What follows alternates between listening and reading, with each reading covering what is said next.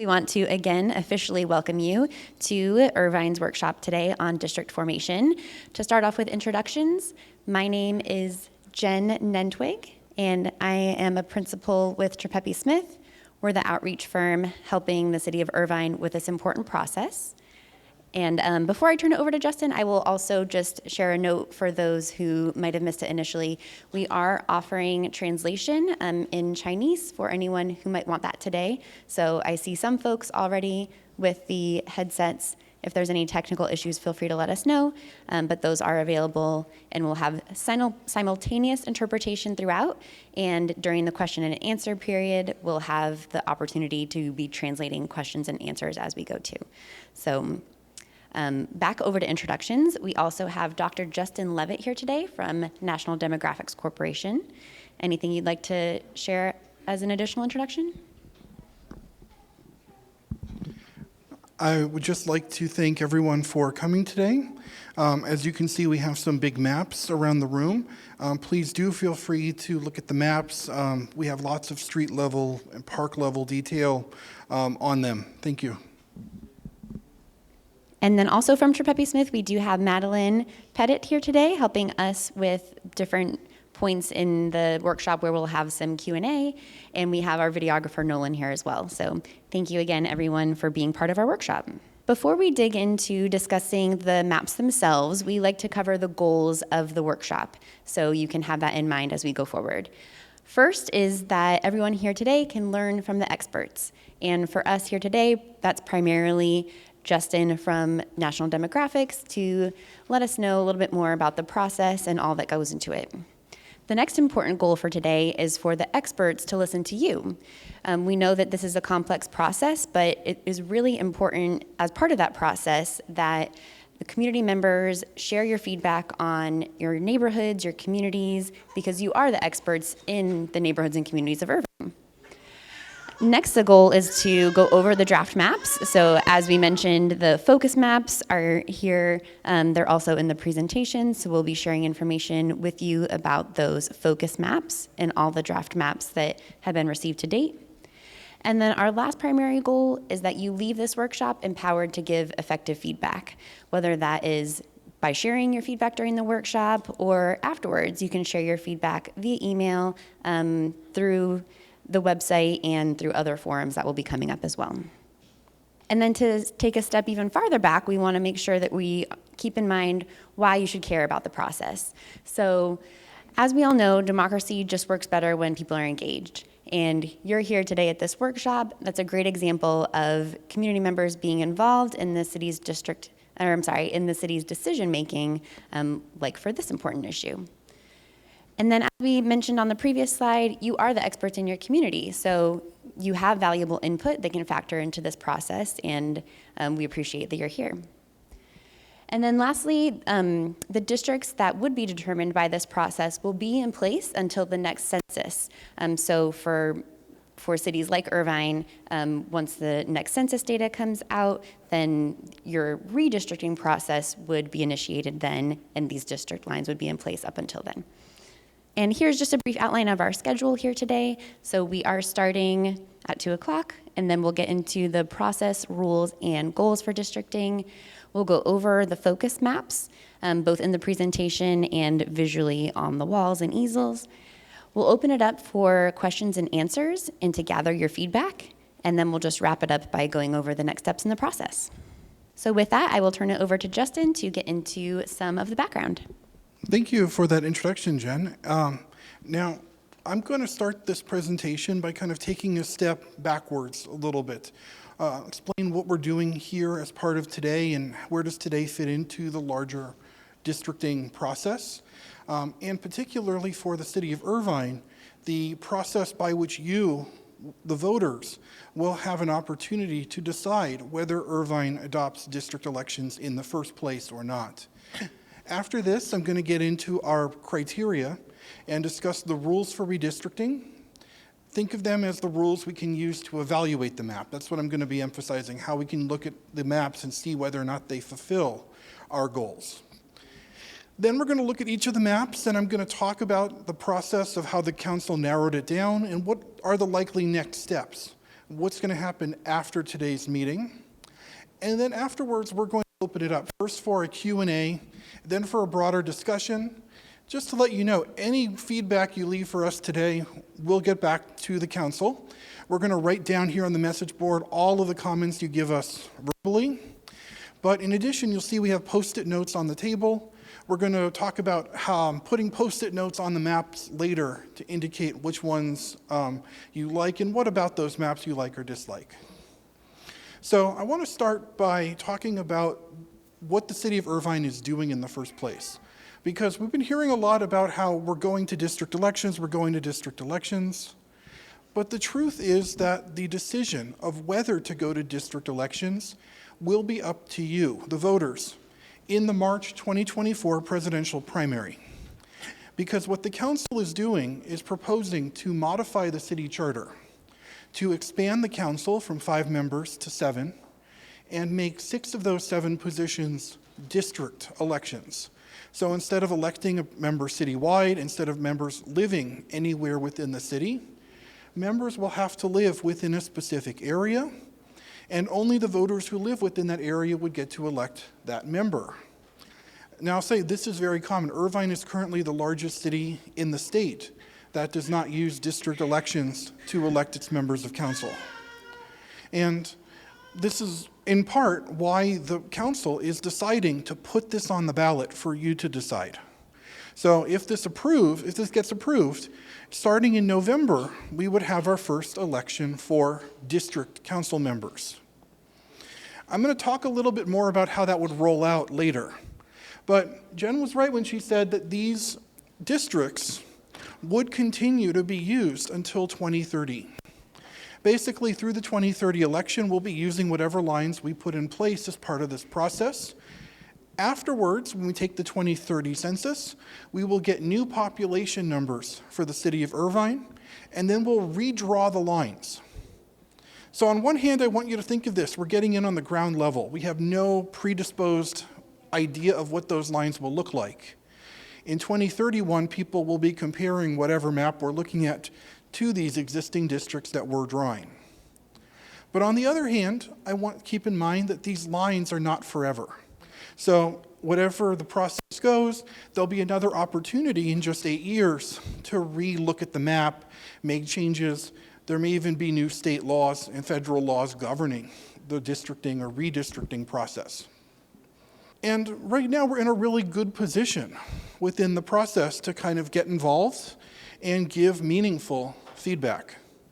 We had a first round of hearings and workshops in the spring, starting in April, going all the way through June, where we talked about the criteria, the process, the communities, and we got feedback, initial feedback, on where lines might be drawn. And as part of that process, we got 43 submissions from members of the community, including many of the maps you see here today, which we'll talk about later. However, what we see here today is only the first take at maps. These are not the final maps. In fact, I'm going to predict that none of the maps you see here today are going to be the final map adopted. Why? Because of the feedback we're getting as part of this stage of the process. Between now and October, we're going to be revising the map. We're going to be making changes. We're going to let, members of the community still can submit maps. And in fact, we got a member of the high school student who lives in West Irvine submitted a map just last week, a new map that will be published as part of our next group of maps. And so where we are right now in August, we're going to be going back out to these workshops today, and we have another set of workshops on the 26th to take feedback on these draft maps that we have to show you today. In September, we're going to publish a new round of draft maps on September 4th. And then 1 week later, on September 12th, we're going back in front of the council to have them review the new maps, including 3 new maps that we have here today that we haven't discussed publicly before today at all. I really want us to keep in mind that what you say today really does help, really does matter, because we want to take these 6 initial focus maps and make them the best we can for the city of Irvine moving forward. And there'll be another opportunity to do this after that September hearing. We have another 2 community workshops on September 23rd. And then on October 12th, the council will look at or have the first opportunity, or October 10th, first opportunity to adopt a map or select a map that will go on the ballot. And as part of adopting a map, they'll also adopt a sequence of elections, or which districts are going to elect in which year. We'll talk about how that works as part of this presentation later on as well. The reason why we have to do this map now is because it has to go on the ballot in March if we want to use it in November. And so really this is driven by that need to get on the ballot this fall, so that we can have this election in place in November if voters approve this change. So, if you're interested after today, maybe you know people who couldn't make it today, please ask them if they can make it on the 26th. We're going to the Lakeview Senior Center at 10 a.m. and Heritage Park Library at 2 p.m. And then if you want to see a different presentation with new maps, new poster board size maps, please come on the 23rd, either to the Great Park at 10 a.m. or to the City Council chamber at 2 p.m. And at each of these hearings, we're going to have the blown up maps, we're going to have the post-it notes, we're going to have the opportunity for you to comment on these revisions as we move through the process. Now let's talk about how to comment on the maps and how do we judge what makes a map good. Well, the short answer is that it's a complicated process, I'm not going to lie. And in fact, what we're going to be looking at is the fact that we might disagree on what makes the best map possible. So what we're looking to do is give that feedback effectively to be able to come to that resolution of, even if I don't get exactly what I want, how do I get the best map possible? So in terms of the rules, we group them into 3 categories. The first category, federal laws, are things that the Supreme Court and federal government say that we must do. The middle column, this is what the state of California says we must do. This is the Fair Maps Act of 2019. And in the third column, we have other principles that have been recognized by the courts as being valid. And I'll explain that in a second.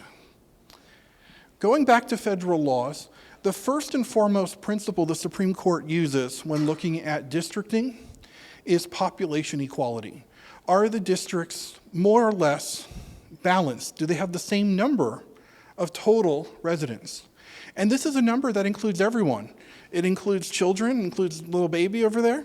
It includes adults who are non-citizens. It includes everyone counted as part of that 2020 census count.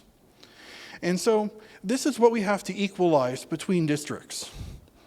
This may mean that districts have different numbers of voters or eligible voters. The law says that's okay as long as we have the same number of total residents. Perfect equality doesn't mean that we have to get down to 0 differences between each district.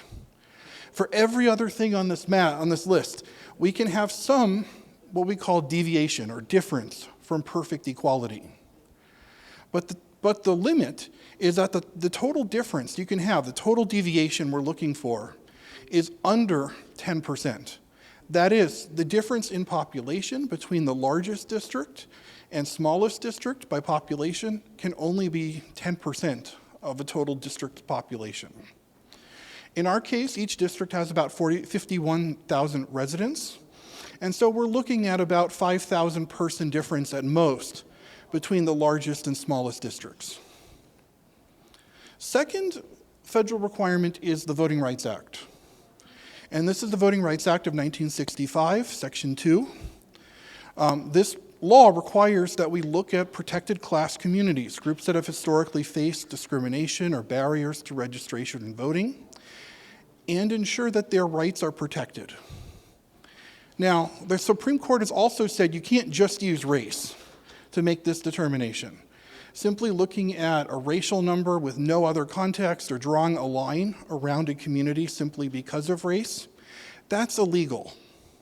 But we have to take into account the needs of those communities and those communities of interest, a term that we're going to come back to here in the next section.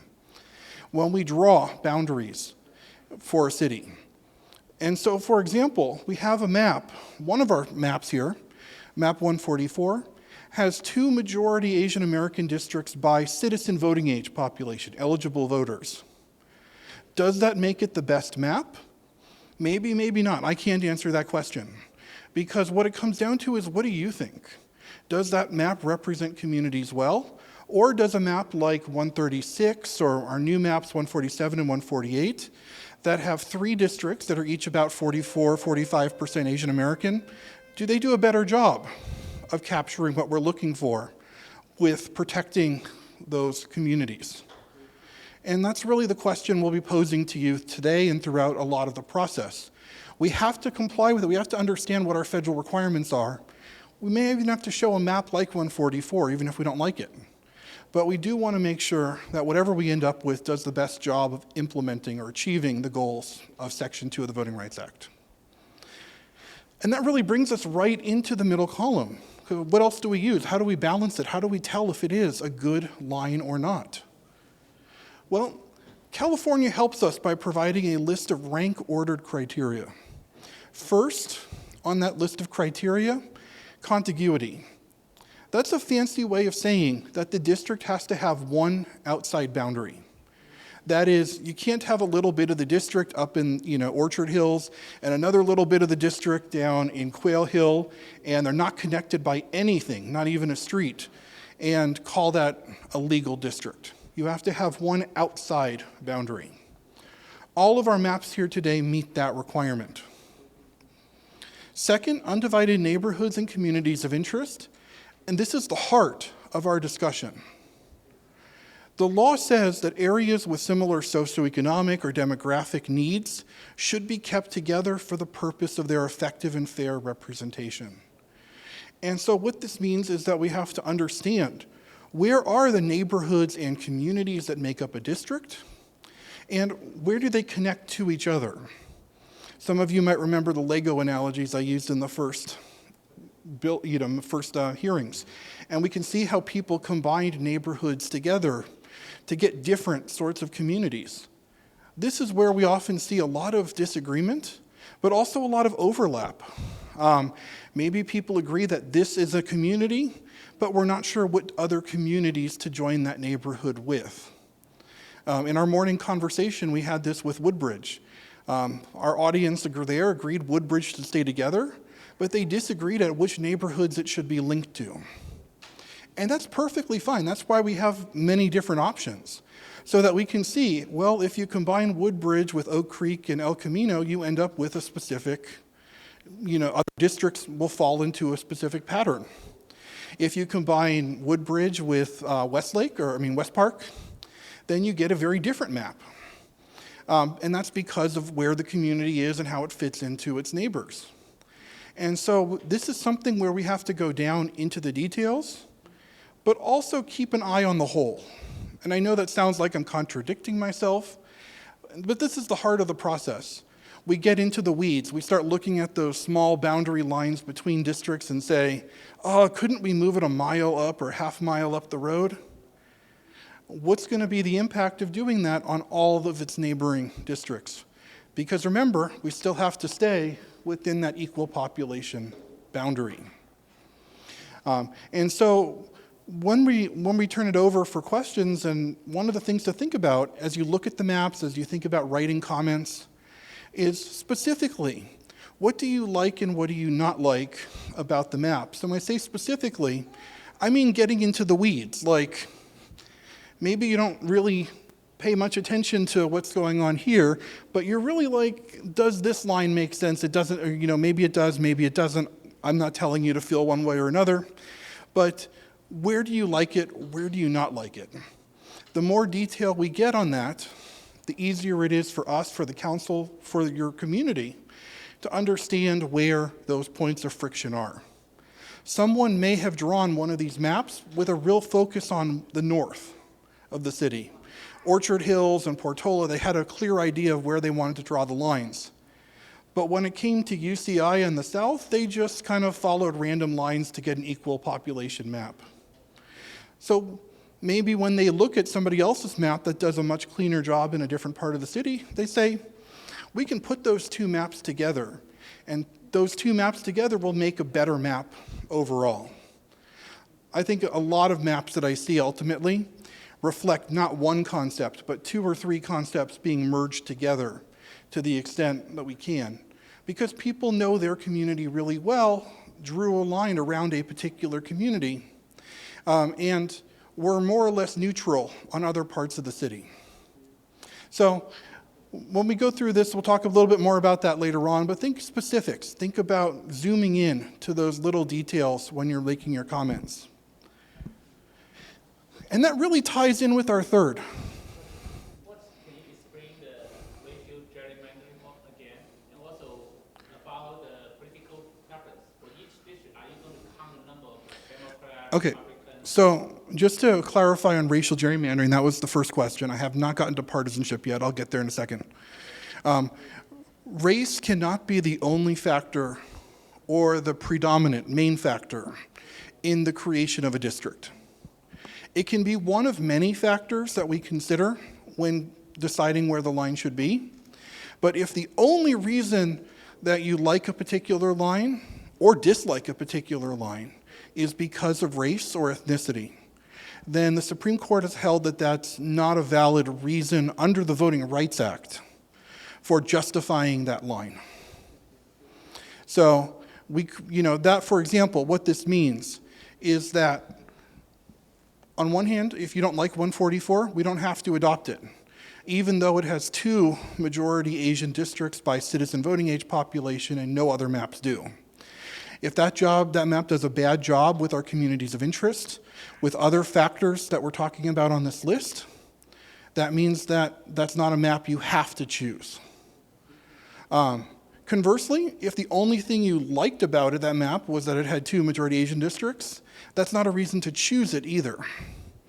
That's not enough of a justification for picking a map. And so this comes up a lot. Anaheim, for example, had a choice between 2 majority Latino districts or 3 districts that were about 45, 46, 47% Latino. And they opted for the latter because it did a better job of keeping their communities together. And this was not just the city council, this was members of the Latino community coming into council and saying, no, it's not worth splitting up these neighborhoods in order to achieve that result. So what it means for us, especially as we comment on it, we want to say I like this map and here's why. Race can be part of it, but not the only thing you're talking about, at least as far as the Federal Voting Rights Act is concerned. It would be great to say something like, there's a real Korean community here around the church, around the supermarket, around the schools, around this, park and the programs that go on in these areas. But if that's, and that's getting at more than just race. That's getting at economics, that's getting at jobs, that's getting at education and other factors.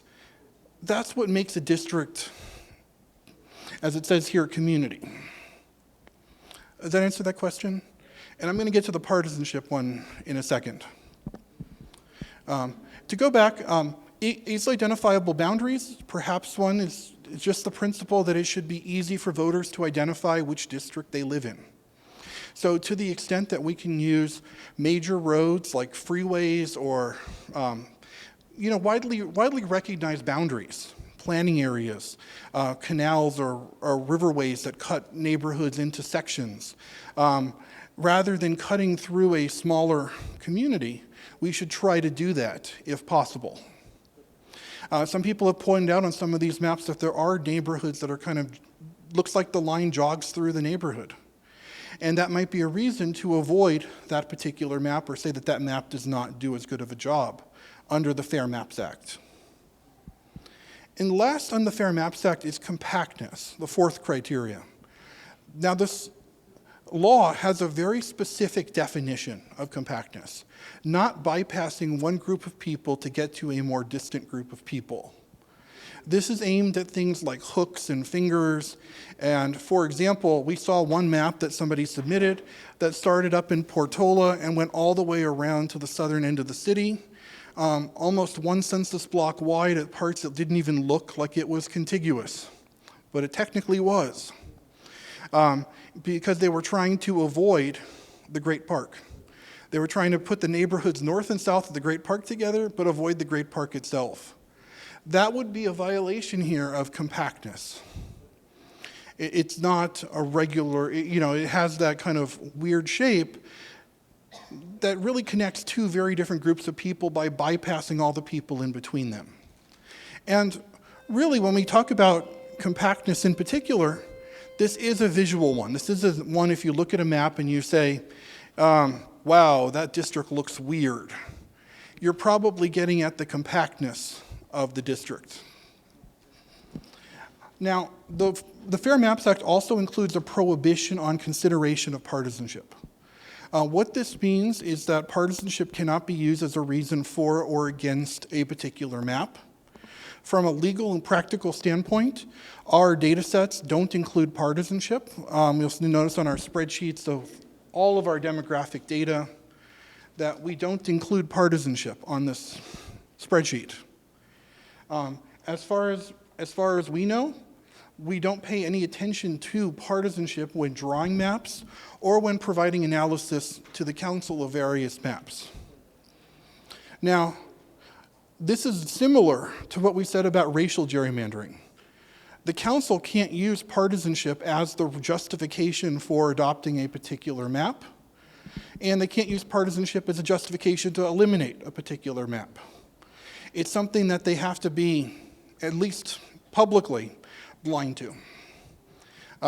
And so what we do is we don't include it in our data set, we don't include it in our analysis for that very reason. So that we can say that I personally will attest that I do not know anything about the partisanship of any particular area of the city of Irvine. And I don't want to know as part of this process. And that's the way that the Fair Maps Act has been interpreted thus far by most of the people who have been working on it. Yeah. Councilmember Kathy Kell mentioned that she wanted to, making sure as many districts as possible have a renter majority. Can you say a little bit about the renter majority? So I'll tell you, Councilwoman Kim made a statement, I believe this is in the newspaper story that was in the Register, about making sure districts have a renter majority.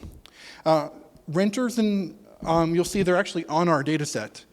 We have renters, we have single and multifamily housing. That falls under communities of interest. I want to talk about criteria.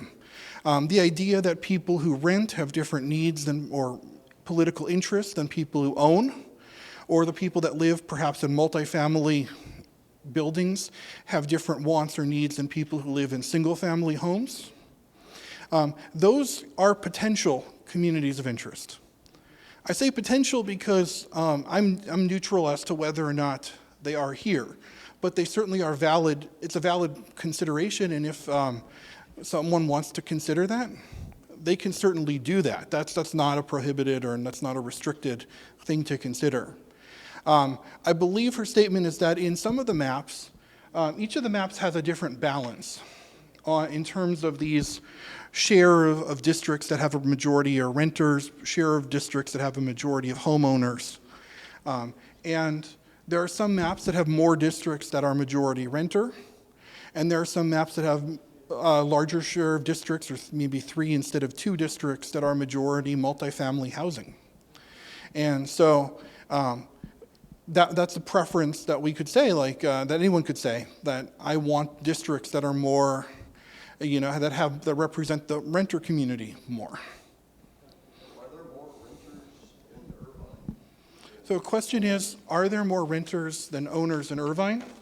And let me just look at the census data, because that's right here on it, and it says 56% of the households are renters in the city of Irvine, 44% are owners. Although 57% of the housing stock is single-family homes, and 43% are multifamily. That would be difficult to achieve. So, Majority renters, if your margins are that slim, how are you How would you get a majority of renters? Well, if 56% of the residents citywide are renters, then you could potentially, depending on how renters are distributed throughout the city, you could have every district be majority renter, perhaps. It depends how renters are distributed. But I would say in Irvine, we're seeing a lot of maps that have between 3 and 4 districts that are majority renter, which is what the 56% would suggest. So we do have these laminated ones over there with the stats on the back. And on the website, we have our PDFs, and our second page of our PDFs is the demographics that are on the back of this. And that's a great question because we've been getting that one a lot on email. People see the images of the maps. We also want to make sure that you do look at the next page or the back side of these laminates, which is our demographics. And if I may add, we love the questions throughout. If you do have a question, raise your hand and we'll bring you the microphone. Okay. Then folks who are listening on the headset can hear you too. Okay, and the last thing I'll say on this slide, other traditional districting principles, our third column. These are principles that courts have recognized as being valid. That means that we can consider them after and only after we consider our required federal and state laws. So for example, if we're looking at 2 maps that we think do an equally good job according to both our federal and state requirements, but one of them does a better job distributing, say, the new population growth that's likely to happen over the next 10 years, that's a reason for choosing that map over a map that does a slightly worse job of that. The other one we have up here, respecting voters' choices. This is the principle that the voters have elected a council and that council members should be taken into consideration when drawing the lines. This one comes up a lot, particularly with assigning election years. And so as we look into the next stage where we talk about the sequence of elections, that's where this one often comes up, because putting a district on a particular year often involves looking at the question of, is there a council member residing in this district? At this part of the process, we really want to make sure to focus on the lines and the communities as we see in the maps, rather than that factor. Most of these maps do pair council members, at least some council members. So my question was, looking at future population growth, Yeah. do you know, like, I kind of know that, the Great Park is going to have a lot of growth. And I don't know if we look at like Irvine Unified School Districts, their plans for developing more schools in certain areas because they know there's going to be a bigger population growth with younger families, having children. And I see you're taking that into consideration, but for the public, do you give us that kind of data so we just know? I mean, off the top of my head, I know, okay, like Turtle Rock is not going to grow that much, but Great Park and maybe North, yeah. It's a great question. And the reason why we haven't said too much about that is because we don't want to overemphasize it. It often becomes the case where that sort of takes over. And no, that's not even a requirement to look at it. We can just draw our lines based on the current populations if we want. I could tell you that we do look at zoning, particularly what the city has been, is planning to build. And I say planning to build because I've been through I started doing this in the 2011 redistricting cycle. So many cities said, oh, we're going to build this over the next 10 years. And then it didn't happen. It didn't come through. And that's kind of because there's a little bit of uncertainty. That uncertainty is actually why the courts allow us to take future population growth into account. It's really funny because if we know that it's going to happen, you actually can't take it into account. If you were, say, doing a mid-decade redistricting, you can't take in that population growth that's happened over that last period. So this is a weird criterion. I can tell you that the IBC and the Great Park neighborhood are the 2 neighborhoods with the highest projected population growth over the next decade. But will all those units be built? Will they be built over the next decade, or will it take longer? That is something that we can speculate on. And the other question is, what do you do about it? Do you put it all into one district so that one council member basically can have, some kind of monitoring over that process because it's part of their district? Or do you try to divide it up in a way that gives more council members a share? And then when we come to look at this in 2030, we say, oh, well, actually all of these districts grew. And I'll give a cautionary tale about this. Anaheim went to districts in 2016. And at the time, everybody said, we know that the Golden Triangle is growing. We know that it's going to grow. We're so worried about this district being overpopulated in, 5 years when we go back to do this again. And districts 1 and 2 on the west end of the city, they said they were built out. Nobody's moving in there. We're not, those are going to be the most underpopulated. What are we going to do? Well, we get there in 2021. And, okay, yes, District 5 grew some. But it wasn't the 15-20% population growth they expected. It was 5%. And districts 1 and 2 that they thought would be underpopulated, well, District 2 was only 26 people away from an ideally sized district. It had grown more than Districts 3 and 4, which they thought were going to zoom in growth because estimating and infill development, particularly in West Anaheim, was bigger than anybody had been counting. But they were not big projects. And so this is the cautionary tale of trying to figure this out. We know that the Great Park is going to grow. I was just at the concert venue out there last weekend. I can tell you that I saw the housing that's being built right now. But that just means that question, should that mean the Great Park should be divided? Well, the council, in the focus maps at least, doesn't have a district where the Great Park is really divided. And so what is that, so is that a factor? How should that be taken into account? I will leave that up to you to decide as well. Now, we do have these maps online. We do have an interactive web viewer. This is sort of like a Google Maps kind of place where you can turn on and off each of the layers. You can see the demographics and overlay the maps on the demographics. It's really a great place to search for addresses, to compare the different draft map options, especially if you're wondering where do we see those points of similarity, points of difference. And if you care about a specific area, you can zoom in and then turn the layers on and off so you can kind of get a sense of how is that combined, how is that connected in the different maps. We're going to show you it later at the end of when we get to talking about the website and the tools.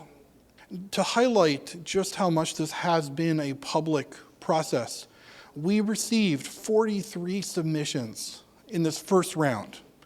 And like I said, we've already received at least one more for our next round. Of the 43 maps that we received, we had 12 that did not meet the legal requirements. 5 that were single district maps, which are wonderful and valuable, but just don't have the other 5 districts in order to create a full map. We had 5 maps that were not population balanced. Many of these maps were people trying to keep all of the neighborhoods, all of the planning areas, villages, communities together. And that simply isn't possible to do with our 10% deviation. We had one map that had 3 two-member districts, which perfectly valid to consider, but not what the council is considering as part of this process. And then we had one map, 129, that we felt did not meet the basic compactness standard, and that's the one I mentioned that kind of went around the eastern end of the city. In addition to these maps, NDC added 2 maps, 144 and 145, to the conversation. The council then, at its meeting, picked 6 focus maps, which we have on this side of the room. 5 of these 6 maps are public submissions. 144 is the only NDC map of the 6 here. In addition, the council requested some revisions to maps, and our 3 new maps in the back of the room, 146, 147, and 148, are the response to council's request. So we'll walk through them individually, but that gives you a little bit of an overview of where these maps came from. Each of these maps does, has some similarities. I think they all share some basic similarities. They all have some differences as well.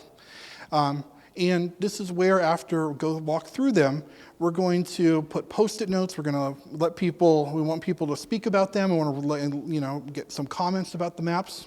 Each map does have a suggested sequence in this presentation. I say suggested because of all the things, like I said earlier, I don't think any of these maps are going to be adopted in this form. But the thing that's most likely to change is which districts select which years. This suggested sequence, and we'll talk about sequence of elections after we walk through the maps, has to be on the maps as a suggestion, but this is ultimately going to be council's decision about which district to put up which year for the ballot measure. This has to be in the ballot measure so that it's in place for November. So I'll just kind of briefly, 126 and 133, kind of looking at them side by side. The numbers and coloring are all over the place. I understand that because we drew in the maps exactly as they were submitted to us. And some people put District 1 in the south and other people put District 1 in the north. So the colors are arbitrary. They're linked to the number, not the location on the map. But as you can see, a lot of our maps share some similarities. For example, Culver Drive is a very important dividing line between all of the maps we have here today. In none of the maps that we're looking at here today, UCI and Turtle Rock are not connected in any of them. That being said, we have some big differences between maps as well. For example, 133 doesn't cross Interstate 5. So the areas of the Spectrum and the Great Park and north of the 5 are in a separate district than the areas south. While other maps like 135 connect across the southern end of the city. Maps like 135, and I'll just jump to 138, play with separating the Great Park into different districts. So some of those newer communities, they take District 4 in this map, and I believe it's District 4, again on 135, into the Great Park to divide up the newer build neighborhoods at the north end of the Great Park. Other maps don't. Some maps, like 136, have a central district that links 3 of the oldest neighborhoods in the city. Other districts, like I mentioned earlier, take Woodbridge westward.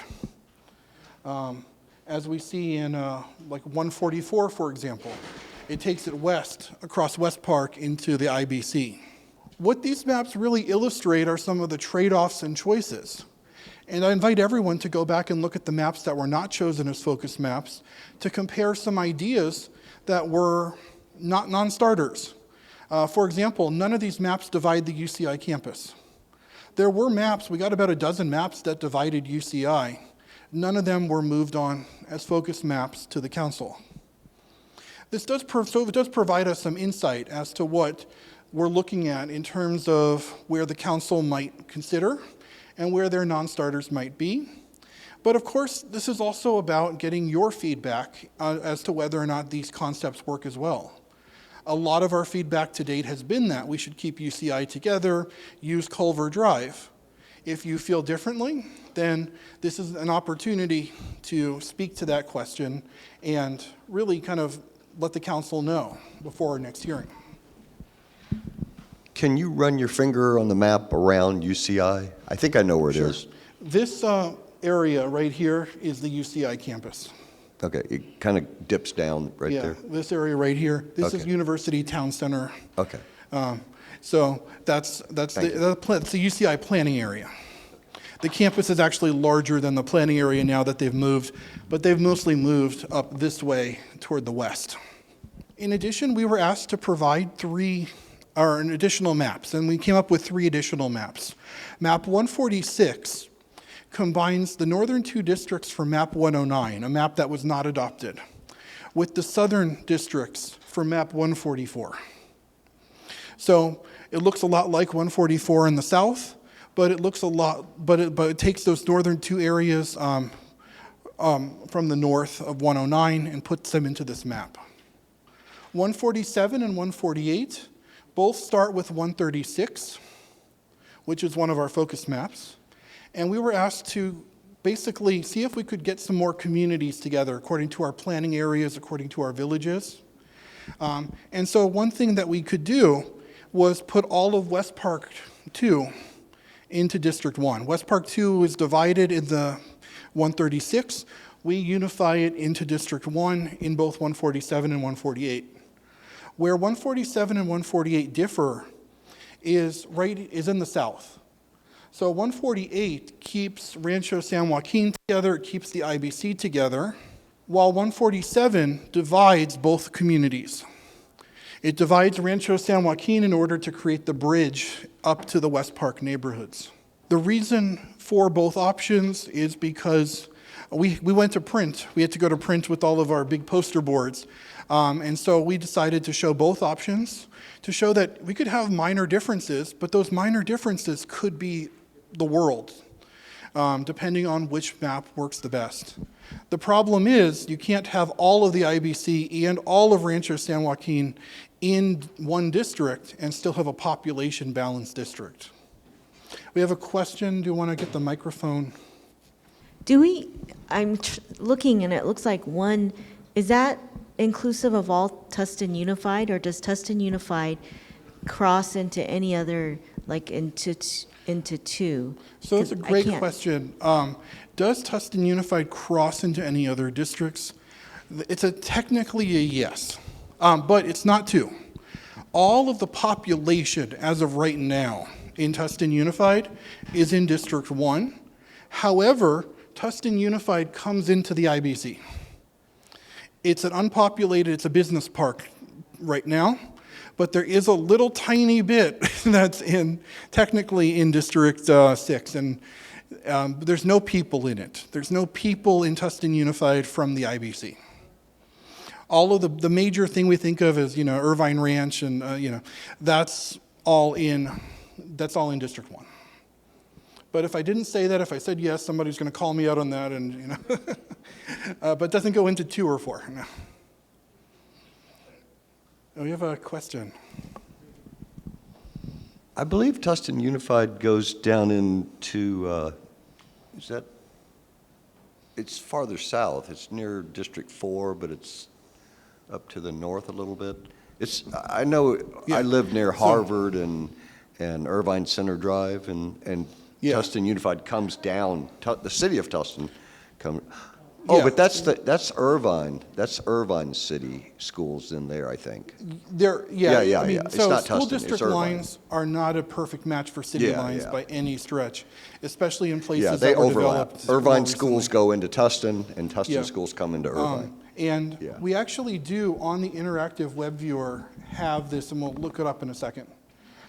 Before we get to the interactive web viewer and our discussion, let's just talk 1 second about the sequence of elections. Which districts elect which year? And we want to talk about this briefly because this is going to be a big point in a few minutes, like later on in this process. Essentially, think of this as a rollout.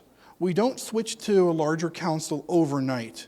We actually are engaged in a 2-year process of expanding the council. That being said, we always have to have an odd number on the council, so no ties. So how do we make this work? Well, what the state requires that we do, or asks us to do, is that essentially we have to hold elections for the 2 new positions first, but one of those new positions is going to be a short term, a 2-year term, and then it will go permanently onto the alternate election year cycle. So let me explain. In 2024, if this passes, 4 council districts will hold an election. 3 of those 4 for a 4-year term, and 1 of those 4 for a 2-year term. Then in 2026, 3 council districts will hold a 4-year election. One of those 3 will be that short-term district that had a 2-year representative, now will elect for the full 4 years. And at that point, we will have 3 council districts in the presidential years and 3 council districts in the midterm election years. The mayor will continue to operate as an at-large position, and no changes will happen with that rotation. This is to make sure we have that balance. Otherwise, we would end up with permanently 4 elections in one year and 2 in the other, and it would not be balanced. So when the council puts this on the ballot, they'll have to designate this. They'll designate which is the short-term elections, which 3 districts will have a full term in 2024, and which 2 districts will have a full term starting in 2026. You'll always have 7 members on the council after this election, if this passes. And I said it's a rollout. This means that the 2 council members that are elected in 2022 for a 4-year term continue to serve on the council until the 2026 election. Whether or not they're in a district that's, on the 2024 election cycle or 2026 election cycle, they still are elected, they were elected to serve at large for a 4-year term. They continue to serve that term even after this transition until the next regular election. I know that's a little bit complicated and confusing, but we really just think of this as a rollout. It's not like it instantaneously just snap our fingers and get 7 members on the council. We have to roll this out over the next 2 elections. What about the mayor? The mayor will continue to be elected as they currently are. Every 4 years? I believe 2 years. 2 years. Yeah. Yeah. So we're not changing how the mayor is elected as part of this process. So I know that's a real question that a lot of people have asked, and not changing the mayor, but we do have to add the 2 positions, but in order to make it work, we have to have one as a short term. And then ultimately, we'll have 4-year terms for all council members, starting in 2026. Something about 7 council members. You actually have 6 council members. The mayor. Yes, so 6, yes. So 7 members on the council, 6 council members from districts. Yeah. 7 votes. So 6 districts. yeah. Yeah. 1 mayor is a lot. And now, just to end this kind of where can you go for more information or about anything I've talked about today, I want to make sure we do highlight drawirvine.org, which is a place where if you don't want to leave your comments today for any reason, you can always go onto our website 24/7 and email us through the website. You can also look at maps. You can also get our schedule of upcoming events. We have our interactive web map there. We have our demographics for each map. You'll see that we don't eliminate maps. They're still on. Everything we ever receive is on the website, and all the comments we receive as part of this process are also on our website. So we're loading right now. This is if you have a question about where that school district boundary is. Our interactive web viewer actually does have school districts on it. And so we have our green lines here that are school district boundaries. The areas, and let's put on, where's our map, 136 or 1? Yeah, let's turn off. You can see you can overlay maps to compare where the areas are similar or different. Now the area, so if you see the area kind of in the north, in the green kind of west of the green line, in the north, that's Tustin Unified. And then Tustin Unified comes down into District 6 with that little piece right there. That little piece, no, just north of that, yeah, there. That's Tustin Unified. That's Tustin Unified. It is a little hard to tell because it's 2 pieces. And there's Newport Mesa also coming in there, or Santa Ana. So there are a little bit of other things. There's also a little portion of Saddleback Valley that comes in through the Great Park. That's because the military base, when it was El Toro, that was kind of, their kids were going to Saddleback Valley. So there's some odd school district lines in the city, but that's because any new city that's built after the school districts were put into place has some weird geography like this. So you can do a lot with this interactive web viewer. Also, we have all of our tools still available. In fact, we have each of the 6 draft maps available as a starting template for a draw your own map tool now. So if you want to say, start with 136 and come up with your own version of it that's better than it, you can actually start with that map and make modifications and submit that to us. And we have videos on the website under our draft draw map page that go through how to use Dave's redistricting. And we have videos from our previous meetings that kind of explain that as well. Does it adjust for population, so we'll know? Yes, it gives you the real populations as you move things around. So, any other questions? We're going to do questions and answers, and then we're going to move into our discussion of the maps. Thank you. What is the video called? That's a great question. Actually, let's flip back to the website. So on the draw map page, we do have under Dave's redistricting, we have a short video that's about 5 minutes and an in-depth video tutorial that is about 15 minutes that walk you through the steps of creating an account, of modifying or drawing a map, and how to submit it.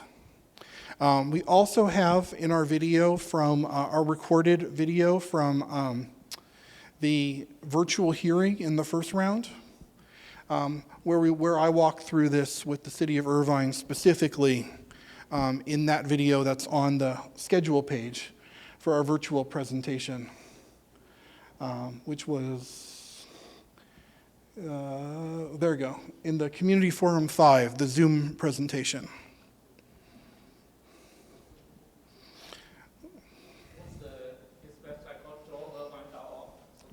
Yeah, so our website, drawirvine.org, is our one-stop shop for all this information. And if you have questions about anything, I have met directly one-on-one via Zoom or phone call with several Irvine residents to discuss how to use the tool.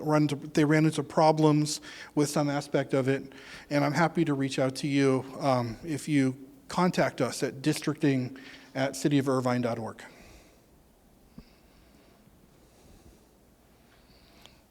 Any other questions that we can answer?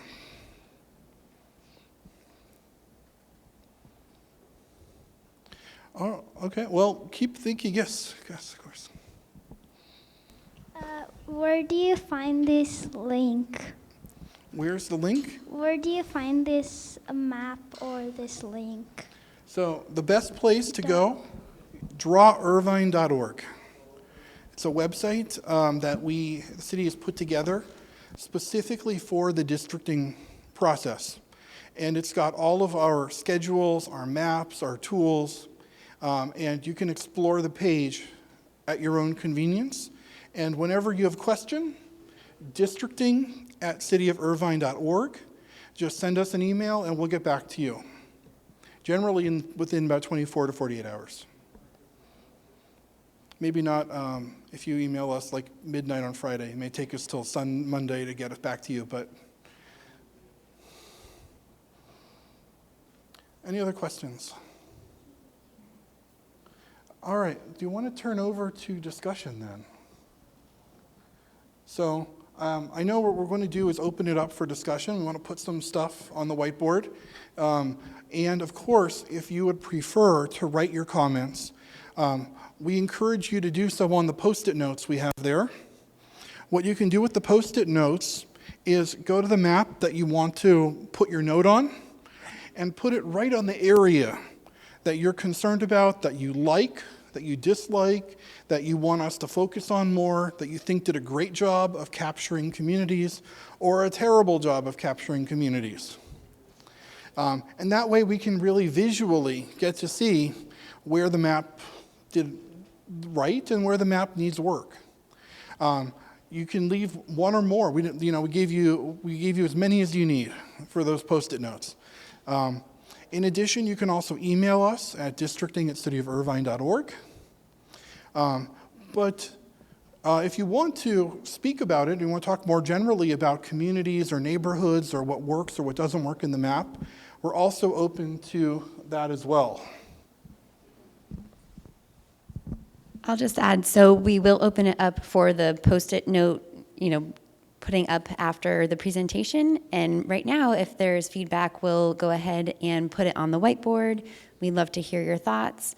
And anything that is captured today and written down will be public comment. We'll be taking pictures of the whiteboard, taking pictures of the maps with notes, so that way your input can further inform the process moving forward. So with that, we've got our microphone. Madeline will walk around and take any questions that you have. Any questions or input for now?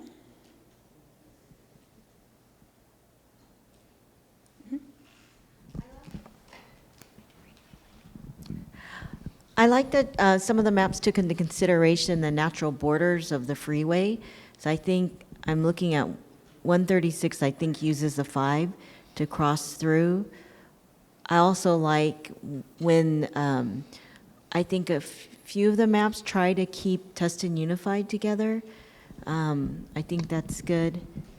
And I'm also interested in how the maps, you want to spread, I don't know if I call it revenue generating, but big things like I wouldn't keep City of Hope and UCI Cancer Center together. You'd want to put them in different districts, or like the airport and the Great Park. You know, you kind of want to have each council member be able to focus on something large in their district and not have everything all in one. Thank you. I have a question. What is NDC? That's a great question. I give you a really easy answer.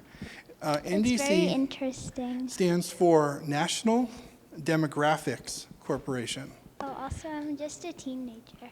And demographics stands for, demographics are those population numbers like race, income, ethnicity, or education, language. All of those factors together are demographics. So if you want to study the people, that's what demographers do. Yes, Corey. When is the last day to submit the draft map, and when is the last day to finalize the map? Oh, that's a great question. So we have our next deadline for map submission on August 31st. That is so that we can post the maps on September 4th for the September 12th hearing. We will then have the final selection of a map on October 10th. There will be another opportunity, there may be new maps that come out of the September hearing before October. Our tools, all of the things we have on the website, will be available throughout the full process all the way through October, at a minimum.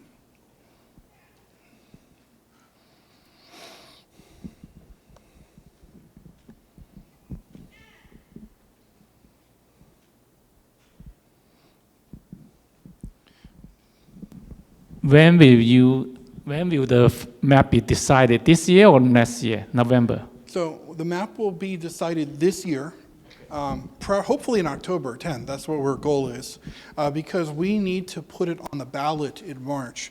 And so we need to have it over to the registrar's office by the end of the year, before the end of the year. Yeah.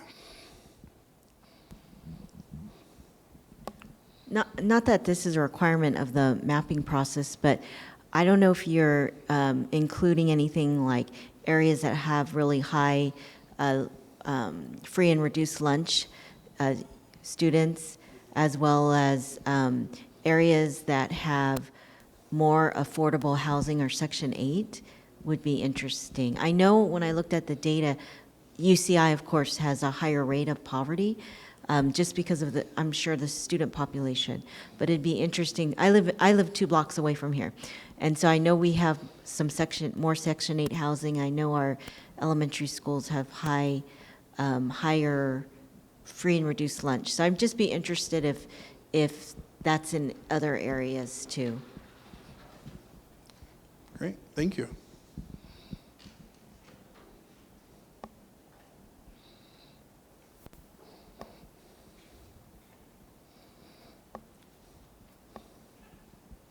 And one thing I'll say is that I know on our website we have, standard is we use this household income threshold of 75, which is about halfway. We also added the threshold of 200,000 in response to a councilwoman's request, because we wanted to really get that gradation.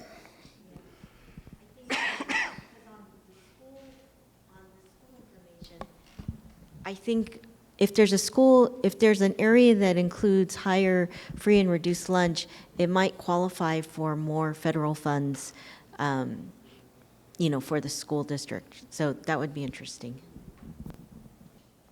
Well, I'm happy to continue this conversation, but I do want to just make sure we mention before we go that this is not the end of the process.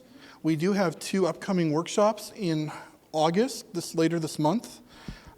If you know anybody who perhaps is on vacation today and would benefit or would love to come to our next hearings, we really would welcome more comments, participation. If writing is more your thing, please do use our Post-it notes and kind of look or use your time after we finish the presentation here to study the maps in more detail. We'll hang around for a little bit to answer questions. We also will have in these September 23rd hearings, these are going to be after our next council meeting. So the contents of this presentation will be slightly different. And we'll look at some new maps. Maybe some of these 6 will be gone. Maybe some new maps that haven't even been submitted yet will be here instead. We also do have our next council meeting on September 12th. And we look forward to seeing you there to provide feedback in person to the council. And of course, our website, drawirvine.org, is open 24/7 for your comments at districting@cityofirvine.org. So with that, I'll thank you for coming today, and if you want to wrap up. Yeah, as we mentioned, we will be sticking around. We do invite you to add your notes on Post-its to each of the maps. We encourage you to keep participating in the process. We hope to see you at future events, and please do visit our website, drawirvine.org. Do I see any further questions? Yeah, I got a question. Yeah. Looking at the statistics where they talk about percentage of NH white. Yeah, in the statistics, when you're looking at percentage Hispanic, percentage NH white, percentage NH black, what is NH? Non-Hispanic. Non-Hispanic white, non-Hispanic black. Okay. And that's because their census actually provides both. Just if Hispanic is not considered a race. So when you have the question that says, what race are you? The options are white, black, Asian, Pacific Islander, Native American, or other. And then are you Hispanic or Latino is a separate question. And so the census actually divides the 2 out. So the norm, sometimes if you just look for white in the census, it includes Hispanic whites. And about something around 60 to 70% of Latinos self-identify as white on the census. And so that can give you a very misleading number in some places. I will say, if you prefer to provide your comments in Chinese or any other language, we'd be happy to take them as well. We can get them interpreted and translated for the council. Okay, and I'm not seeing any other questions for now. Oh, I do. Thank you. So I understand that the charter will be put on a ballot next March. Does that mean that if it doesn't pass, this redistricting map will be waived? If it doesn't pass, then yes, then the current system will continue for the foreseeable future. And what's your If the- guess that if- how much the possibility of this passing the new redistricting? I can't answer that question, but I can't answer that question. I see. But I would say, Alright. even if it doesn't pass and there was another effort later on, they would have to go through another districting process to draw a map, whether it was the same or different one, before they put it on the ballot. The lines have to be on the ballot, unfortunately. That's what the registrar requires.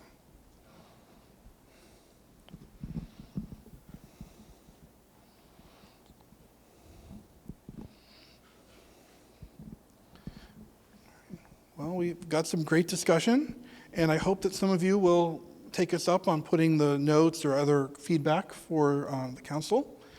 And with that, anything else you want to say? No, just thank you all again for coming, and we hope to see you again soon.